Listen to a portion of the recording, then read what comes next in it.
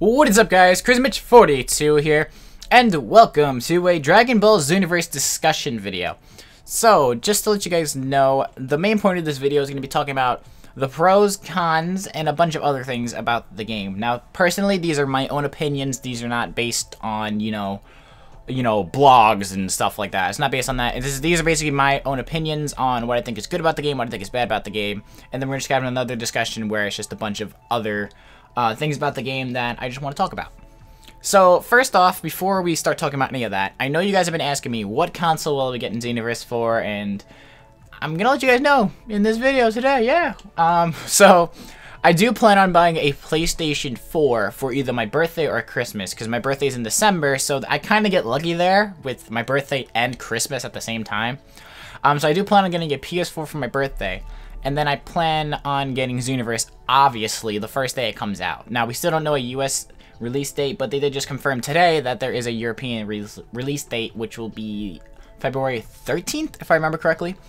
So, yes, so that's for Europe. But anyway, so I plan on getting a PS4, then I plan on getting the game, but before I get the game, I need to get one more thing, and that is a recording system for my PlayStation 4, because if you guys didn't know, I plan on recording Xenoverse for the channel. I know people asked me a while ago if I was going to do that, and yes, I will be recording Xenoverse on the channel, so expect some Xenoverse action when that game comes out, because that game is going to take over my channel for a, week or so. That's going to be a full takeover from that game, because I'm going to be playing the crap ton out of it. I'm going to be like a goddamn turtle just in my shell playing this game. So, I just want to let you guys know about that. When Xenoverse does come out, this will be on the channel. So I just want to let you guys know that. Also, in the background, you guys may have noticed, this is actually Comic-Con footage that me and John recorded ourselves. So if you want to know the order of who's fighting, it is me first, which the match should probably be over by now. I played as Goku. Then John plays as the Fat Majin. Then it goes to him playing as the female Majin, and then lastly it goes to the video that I put out a couple days ago, which is me playing as the female Saiyan. So I just wanted you guys to know that that is the order of the videos, and then after that I'm probably going to put pictures and maybe other little clips of videos, because I honestly don't have that much footage, so yeah, have fun with that. But anyway, so let's get on to the main point of the video. So first off, I'm going to be talking about the pros of the game. Now, once again, I do want to repeat this. These are my own thoughts, and feel free to comment down below what you think are pros, maybe what aren't pros. So first off, I want to talk about the story mode. So the story mode is completely different than what we would usually get from Dragon Ball Z. It's usually us going through the Z Warriors, you know, we play as Goku and stuff like that, and we go through and, you know, do the whole story again, like the Majin Saga, the Android Saga, Frieza Saga, stuff like that. That's what we usually do. But this time around, it's a total switch around where we actually create our own characters and go through as a Time Patrol Warrior and go through the mode. And I don't remember the villains' names right now, in all honesty. But we have two new villains, and they basically go back in time and try to screw up the history of the Dragon Ball Z. Like where you saw in the trailer, only Goku got hit by the Special Beam Cannon from Piccolo, and instead it was supposed to hit both Goku and Raditz. But Raditz survives, and Goku may be dead now, so you have to try and go back in time and fix everything. Now, another thing that I also really liked about the game is the RPG style. Now, you're probably thinking, what are you talking about that? Well, I'm talking about the leveling up quests and overall Toki Toki City. Now, I'll start with leveling up. So, when you guys play, you might have already noticed, if you've seen betas or my footage or whatever, that there is actually levels to the game. So, if you're like level 1, you have really low health, you have really low guard gauge. But as you level up, you can actually choose your own skills to increase, like your health, your super attack damage, your melee damage, your Kai blasts, and stuff like that, which I thought was really, really smart.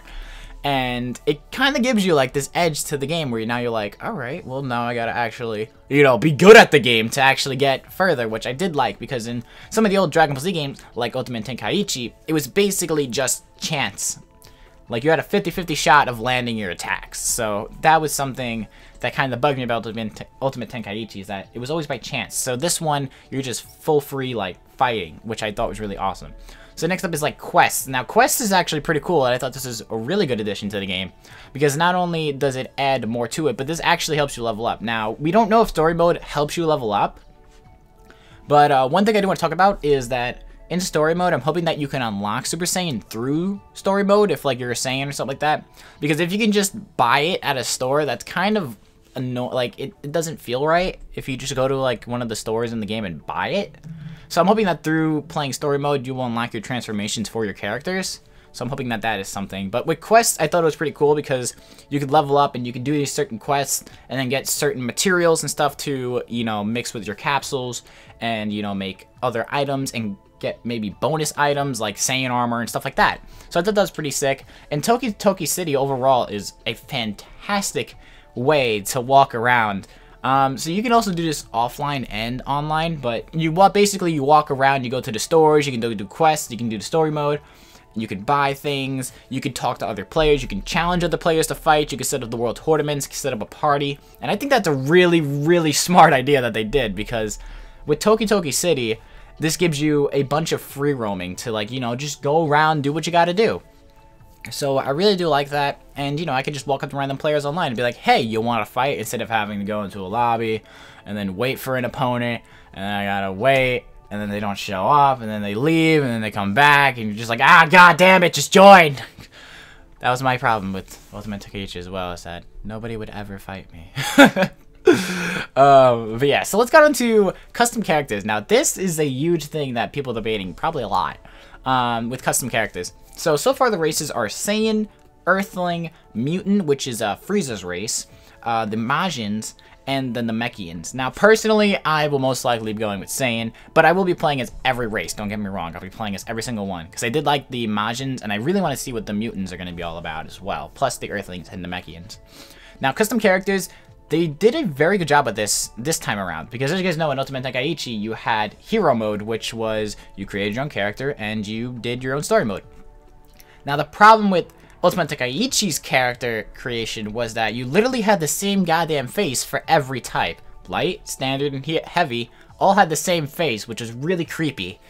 Like, there's a little kid, like, I made myself as a standard, and then I made a little kid version of me, and I still had the same face. It was pretty creepy. But this time around, you can actually change their face, their eyes, their what do you call it, their, like, head shape, their clothes and stuff like this. Like last time with the customization, you only had a certain set of clothes that you can pick from, and there was probably like 20 pieces of clothing, and that was it.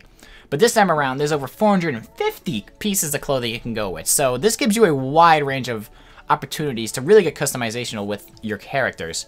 Now, some of the customization items will only be featured for certain races. Like, let's say you have one thing for your Namekian, but it won't go onto your Earthling character. I don't know. So that's another cool thing that I liked about that. And also, if you use certain pieces of clothing, it'll help boost your stats or deboost your stats. So let's say I wear a, I don't know, baseball cap. Maybe it gives me more health, but maybe it'll decrease my guard. So you really got to get really technical with what you want as your certain things. And I'm automatically making a preset where I just look badass as hell. So that's gonna be one thing. I was talking about presets actually, which I thought was another cool feature, is that with the presets, you can actually set up your like special attacks and stuff like that in each preset. You know what? So not every single preset is like just for your clothing. It's also for your special attacks. So you could have one preset where you have special beam canning, and then the next preset could have like big bang attack, which I thought was also a little cool small feature. Now, the another thing I want to talk about is capsules. They finally make capsules usable again. In Ultimate Takaichi and a couple other games, we never see the capsules, ever. It's a huge part of Dragon Ball Z, which kind of bugs me because back in the day, with like Budokai Tenkaichi 3 and the other ones, you would always use the capsules to, you know, get your stats or get attacks and stuff like that. So it was always fun to use. Now they bring capsules into play where you can actually use them to use them as items in your game, which is like, I don't know, like you get a recovery boost, or you boost your guard, or you're invincible for a few seconds, and stuff like that. I think it's a really smart idea, and you can get really technical with that, because you could probably make some really good capsules, because you actually can create your own, and if you can create some that are really good, you'll be pretty OP in some fights, especially if you use them at the right moments. Like, let's say somebody's gonna use a, I don't know, freaking spear bomb on you. You could use an invincibility one and probably make it out of there unscathed from that spirit bomb. So you gotta think about these capsules in the right moments. Also, another thing to talk about is Z-Souls. Now, Z-Souls, I fully don't understand how they work, but they activate at certain moments where, like, there was one where if you got knocked out, it would activate and give you a little bit of your health back, and you could keep fighting. Now, honestly, I can't really talk about these too much because I really don't understand them, but once we get the game, we'll probably fully understand Z-Souls. Next up is gameplay. The gameplay is pretty smooth, because I played at Comic-Con, remember? Like, in the beta, it wasn't insanely smooth, but at Comic-Con, it was pretty goddamn smooth. The gameplay was very fluid. There wasn't really times where I was just charging or, you know, just waiting for my opponent to attack me. Like, it was just full out coming at each other and beating the crap out of each other. That's basically what it was all about. So it's very fluid, and there's really no time to just stop for a few seconds. You really just got to keep fighting until your opponent gets knocked out or you get knocked out. Now, speaking of gameplay, there are a couple things that I personally wanted to point out.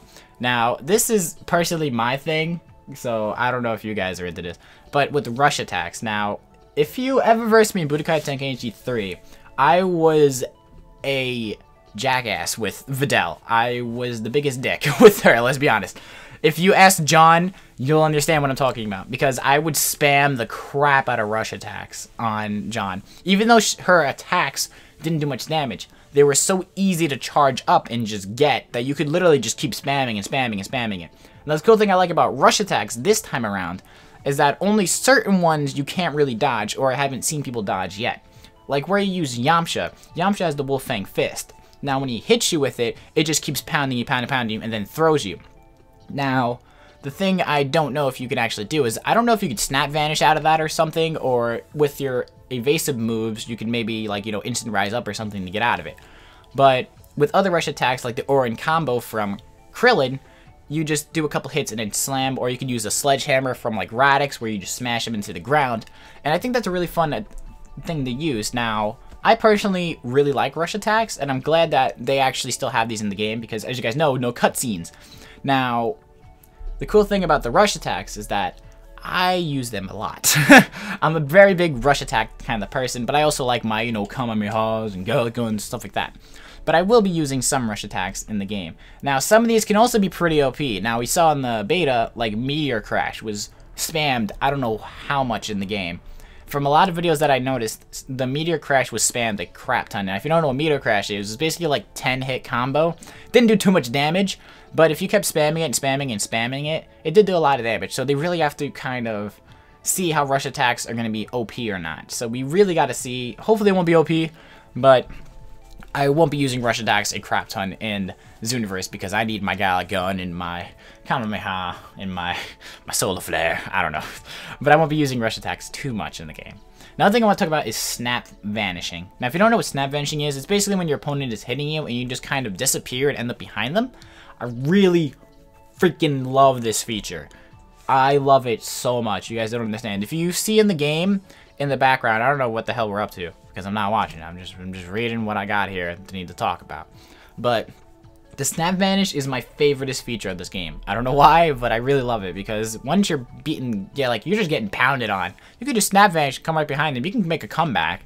So I really do like the snap vanish, and the teleporting is like, oh god, it's so beautiful. It's really quick, and then you could just rack up combos. Like if you saw my video, which will be up probably soon. I don't know how long we're into the video, but it's when I'm playing as female Saiyan. I use the snap vanish a lot.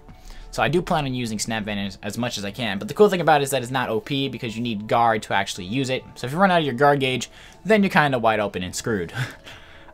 So yeah, have fun with the snap vanish. I personally will be having a crap ton of fun with it. Now, we only have 2 more subjects to talk about with the pros, and then we'll move on to other things. Now, I want to talk about scouter functions. Now, this really isn't a major topic, but I just want to talk about it. So as you guys may have saw in videos, where you use the scouter, you can actually lock in on your opponent with the scouter and actually read what their power level is, what level they are, and their attacks. Now, this is a really small feature, but I really do like it, because it kind of gives you an opportunity to, you know, kind of make scouters useful. Because in other games where you just have the scouters, you're just like, hey, okay, you got a scouter, okay, just appearance wise. But now it actually has a function, which I thought was pretty cool, and you know, kind of helps you in fights. Maybe you just want to, maybe you're fighting somebody really high level and you don't even know it. You got the scouter, now you know what they have. So it's pretty useful, and I think it's just a little fun feature. Now lastly, I want to talk about 3v3s, 2v2s, 1v1s, etc, etc. So I really do like this, because now you can actually really have some sick fights. So like you could have Goku, Vegeta, and Gohan versing like Broly, Cooler, and Frieza. I don't know. You could put those combinations together. I don't know if Cooler's in the game. Let's be honest. We don't even know half the characters that are in the game yet. But we do know that there's going to be a lot. Now, I really like this because with Battle of Z, I personally never played Battle of Z.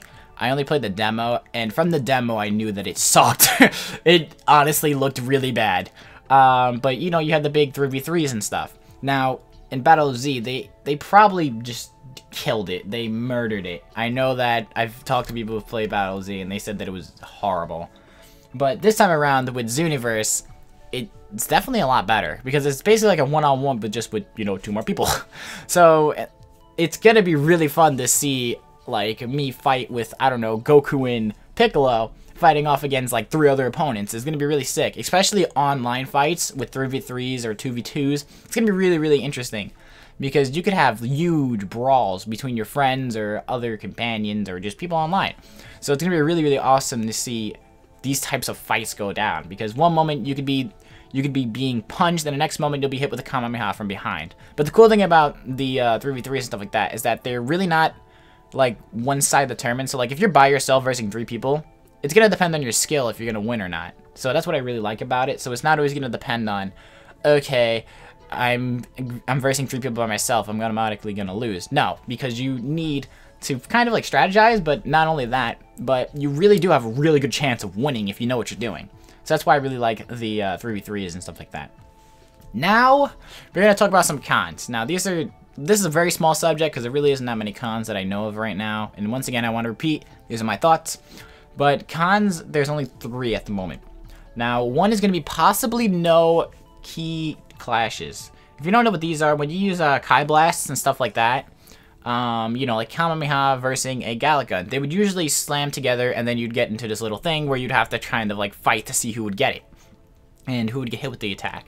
Now, we heard in an interview that there possibly may not be Kai clashes or key clashes. I don't know how the hell you pronounce it. Leave me alone, because I know I always get yelled at. I believe it's key.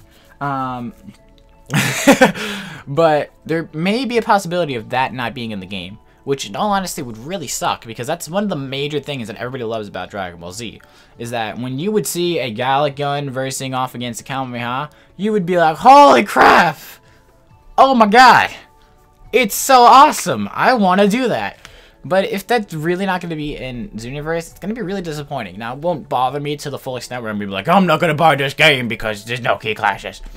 But, you know, it's going to be kind of suckish, so that's not really in it. Another thing that I want to talk about is destruction doesn't stay. Now, if you saw in the videos, even in mine right now, if I do like a Kamehameha and it hits the ground, it'll destroy the ground for a split second and then it'll repair itself. And then I also did this with Ultimate Tenkaichi and stuff like that, which I honestly really don't want them to do. I really want them to make it fully destructible. Like, if you go to Kami's Lookout and you slam somebody into the, I don't know, what the hell is it called? Into the Kami's Lookout, I don't know, the building. If you slam them into the building, I want the building to collapse or some part of it to break. I don't want it to just stand there and you bounce off of it. I want you to go through it. I want you to go flying through that building. Or if you're like, I don't know, maybe there's like, I don't know, like you're in a forest. I want you to fly through a couple of trees. So, and those things will get destroyed and they will not respawn. But the thing is, the main reason why they're talking about it may not happen is because they have to see how much they can do with the game with this new engine, which I honestly don't understand, so I can't really talk about that fully, but the engine apparently may not be able for them to make that actually happen. Now, the other thing, which will probably be fixed, but I just want to talk about it in general, is that sometimes beams, like Kamehameha and stuff like that, lag out. Like, where I literally just watched Rhymestyle's video a couple of minutes ago, where he talked about the European, you know, exclusives and stuff like that. Where literally a Namekian shot a Kamehameha and he went behind him and the beam somehow warped through the guy and went behind him and shot Rhymestyle, which kind of made no sense. I don't know how that would work in real life, let alone in the Xenoverse. Like, if you shoot, I don't know, let's say you have a water gun and you shoot it forward, it's not going to go through your body and come out the other side and hit your friend. No, that's not how it happens. So I hope that they fix that, because that's going to be insanely annoying. Because if I want to get hit with the Kamehameha, it better be in front of me, not from freaking behind me. It better not go through somebody and hit me. So I just want to let you guys know about that. Alrighty, so that's it about cons. Now, these are the last couple things I just want to talk about. These are just a couple, like, my own subjects that I just want to talk about the game. Now, they are main things about the game, but they're kind of like questions and things we fully don't understand yet. So, let's talk about the mentor system. The mentor system. Now, you know, like, when you have your mentors in your game, and, you know, you have to follow them in your footsteps. So, let's say if you have Goku, you could learn, like, Kamehameha, Spirit Bomb, possibly Super Saiyan, Kaioken, and stuff like that. Now, I really think this is going to be a really fun thing to do. Now, I'm hoping what they don't do is, if you guys played Ultimate Takaichi, I'm talking about this game a lot, but you had sort of a mentor system where you would go underneath somebody like, I don't know, Yamcha, and do a couple of fights. It gets a little harder, you unlock a couple things, and that's it, you're done. I hope they don't do it like that. I hope that you, like, literally have to fight with them. You have to do some really hard freaking things to unlock certain moves. Like, I want to get Kaioken before I become a Super Saiyan. I want to have that with me so I can be a little more powerful in my fights.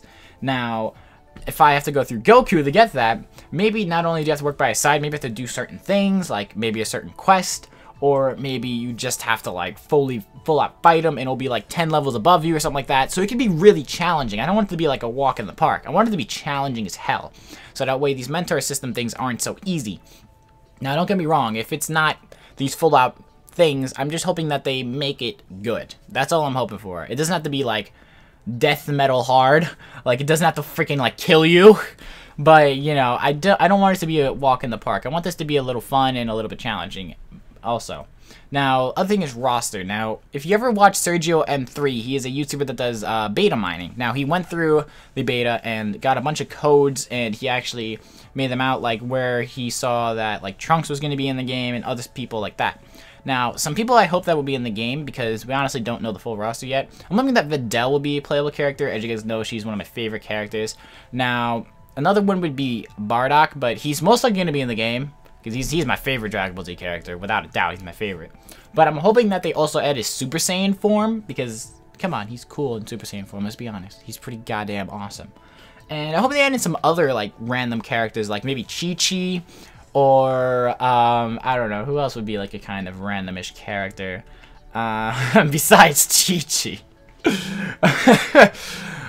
Maybe they could add in, like, what-if characters like they did with Raging Blast. I honestly never played Raging Blast, but maybe they could add in what-if characters. Like, I know in Raging Blast they had, like, Broly, Super Saiyan 3, so maybe they can add in some random kind of, like, what-if characters. That'd be pretty cool.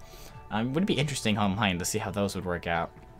But that would be pretty sick. I hope that Lord Beerus will be in the game, if you don't know who that is, because maybe some people never saw the movie. But that is the Battle of Z. That's the main villain of the movie. But I hope that he'll be in the game, because I would love to play as Lord Beerus. He's pretty funny. I would like to play as him. It would be pretty cool. But yeah, that's it about roster. I don't want to talk about too much, because we honestly don't know too many details about it yet. But the next thing I want to talk about is something I've never heard anybody talk about in the video yet, which is kind of surprising. Now, as you guys know, you will be able to go to Shenron and summon him. But the thing that I've heard nobody talk about is, what the hell is he doing? Like, what does he do? Nobody knows what he does. So that's where I want to talk about it. Now, you know, in, like, Budokai Tenkaichi 3, if you summon Shenron, you can get exclusive items. Like, you get exclusive characters, exclusive stages, maybe some certain music from the game. Now, I'm thinking that Shenron in this one might do kind of the same thing. Maybe he'll give you, like, a rare item, or he'll give you, I don't know, like, certain skills, or, like, certain attacks and stuff like that. That's what I think he's probably going to do.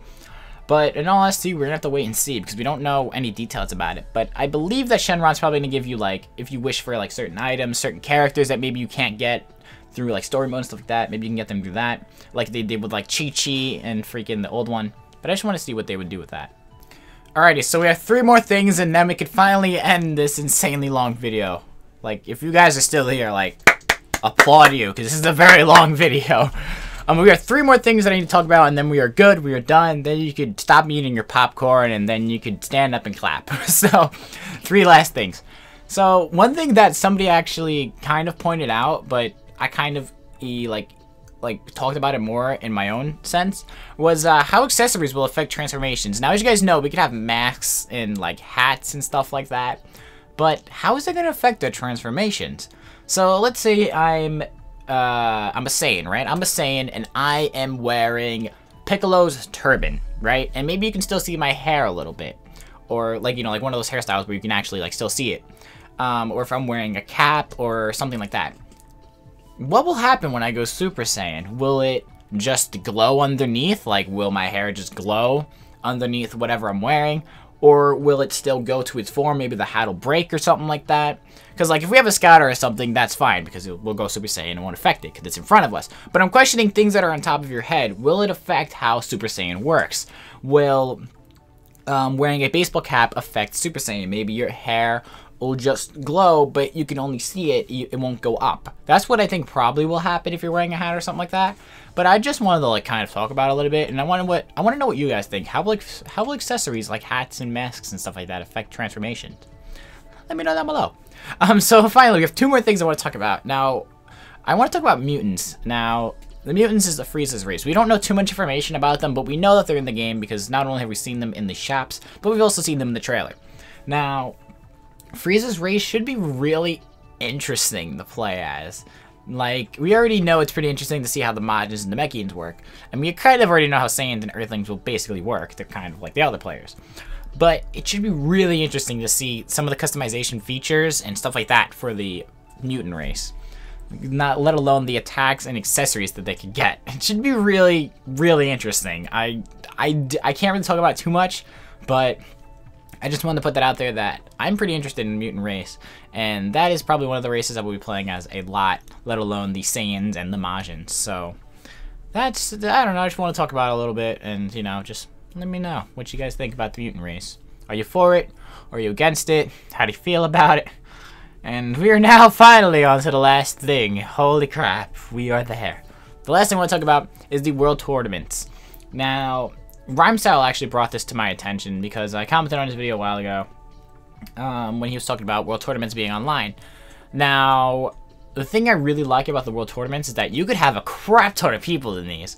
My guess is probably the max will be 16, but you never know. They can go fully up to 32 if they probably wanted to, but we don't know that for sure, and we don't know if that will happen.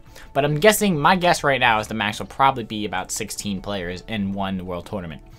Now, the cool thing about this is that not only can you fight other people, but you could also spectate other matches, which I didn't know about. And Rhymestyle brought this to my attention, which I thought was awesome. So you could actually, like, when you're done with your fight, you can go to somebody else's fight and maybe go spectate them, which I think is pretty freaking cool. Because they didn't do that in the other ones where you would just fight and that was it. And then you're like, you're out and you're there literally sitting there for like 20 minutes while like 8 other players finish up fighting. So I really, really think that's a smart feature that they did, so people aren't bored while they're waiting for other people to finish their matches. They can go to the other matches and watch them really quickly and see what the outcome would be. And you can do your own little commentation over it, like, oh my god, he's about to use his super freaking Kamehameha. Oh my god, he dodged it. Oh my Jesus. But, you know, stuff like that. I think that'd be pretty interesting. And that is the end of the video! Ah! If you made it this long, make sure when you put a comment, put hashtag Xenoverse Hype so I know that you actually made it through this whole video. So that way I didn't waste 20-something minutes of my life here. But yeah, I just wanted to make this video because I've been meaning to do it for a really long time, but I just wanted to wait till we got a little more information and more information about the game. So that way I didn't just go in and talk about like a few things and that was it. I wanted to do a full-out video on the game, and hopefully you guys have enjoyed this. I know this is a really long video, and this will be the only video for today. Now, also, I want to talk about one more thing. I put in a video early today, but I deleted it because I had some wrong information in it, and I didn't want people getting, you know, upset that I put the wrong information in it. So if you guys are wondering about that, that's why it's not there anymore. It was a video on Xenoverse. I thought it was the US release date, but it turned out to be the European. So, sorry about that if people got really hyped about that. I apologize. I thought I had the right information, but turns out I didn't. So that was the main reason why I deleted it. But I just want to let you guys know, if you want to know any other information about Xenoverse, whether it be how to play and stuff like that, and other things like just other discussions like this, make sure to check out all the people I'm putting down below. There's going to be a crap ton of YouTubers that I watch who do Xenoverse. They will all be down below. Make sure to go check them all out because they do a lot on Xenoverse, and they do a lot of other DBZ related things as well. So it'd be really awesome if you guys could go check them out and maybe tell them I sent you, because maybe they might come back to this video and actually comment and be like, hey, what's up? Oh my god. So it'd be really cool. But yeah, so make sure to go check all those people out because they really, really are a lot more informative about Xenoverse than I am. But hey, I'm trying. I'm trying my hardest over here. But yeah, guys, so that is it. As I stated, if you made it through this long-ass video, make sure to put the hashtag with your comment, Xenoverse hype. Because, Jesus Christ, this is a long video for me. This is probably a really long video that I've put out in a really long time.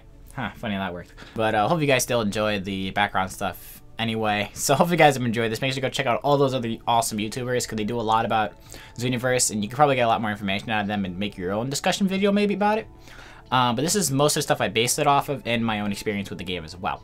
So that is it, guys. Hope you have enjoyed. If you enjoyed this, make sure to like button down below. Also, you can hit me up on Twitter because I always post random stuff and sneak peeks towards videos and other stuff like that. So make sure to go check me out on Twitter. And also, if you're not subscribed to the channel, you can do that as well. We're almost at 2.8 thousand subscribers. Holy shiznits, apple cracker jacks. Yeah, it's gonna be awesome when we hit that. But that is it for me, guys. Hope you have enjoyed. If you're getting a PS4 or you're getting it for PS4 or something like that, make sure to comment because I want to verse a lot of you guys. I want to verse my subscribers. I want to destroy, verse you in a nice, gentle game of Xenoverse. Not destroy, I mean verse you in a very nice, relaxing confrontation of Xenoverse, yeah. But yeah, so make sure to tell me that down below, because when I get it, maybe I'll add you guys and we can fight and play other games and stuff, so it'd be pretty awesome. But that's it, guys. Hope you enjoyed this. Chris Mitch 42, and I will see you all in another, hopefully shorter video.